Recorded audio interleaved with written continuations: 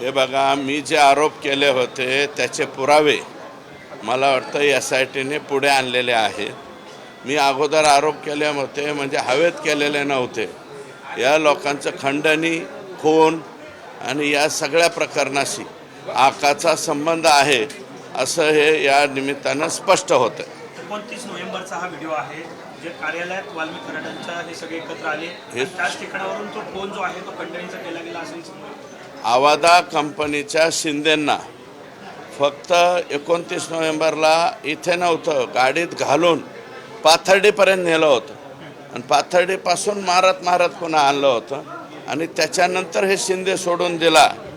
त्याचं हे मला वाटतं त्याचं CCTV फुटेज आहे.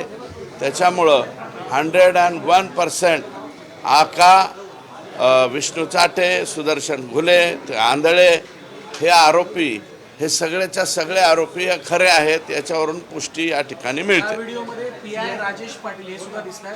खरं तर महाजनांवर कारवाई व्हावी अशी मागणी होती. यामध्ये स्पष्टपणे PI पाटील या बैठकीला उपस्थित असले. माझं मत आहे PI पाटीलला आरोपी केलं पाहिजे या प्रकारामधला. महाजन सस्पेंड झाले पाहिजे आणि जे गरजे ज्यांची जे खासदाराबद्दल ज्यांनी ट्विट केलं होतं अतिशय चुकीचं, त्या गरजेंना सस्पेंड करून त्यांना पुण्याला न पाठवता जे पुण्याला घेतलेले त्याच्याऐवजी त्यांना गडचिरोली किंवा चंद्रपूरला पाठवलं पाहिजे. हे एवढाच प्रताप नाही आहे, गरजेचे अनेक प्रताप त्या ठिकाणी आता पुढे येत आहेत आणि ते सगळे प्रताप आम्ही मुख्यमंत्र्यांच्या पुढे आणू.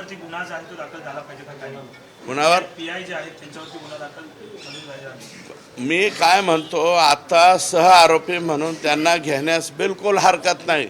हे पहिलेही मी मागणी केली होती आणि आत्ताही मागणी करतो की पाटीलला सह आरोपी केला पाहिजे. म्हणजे 7-8 झालेत, आता 9वा उचलून त्याच्यात हा टाकला पाहिजे. ज्या पद्धतीने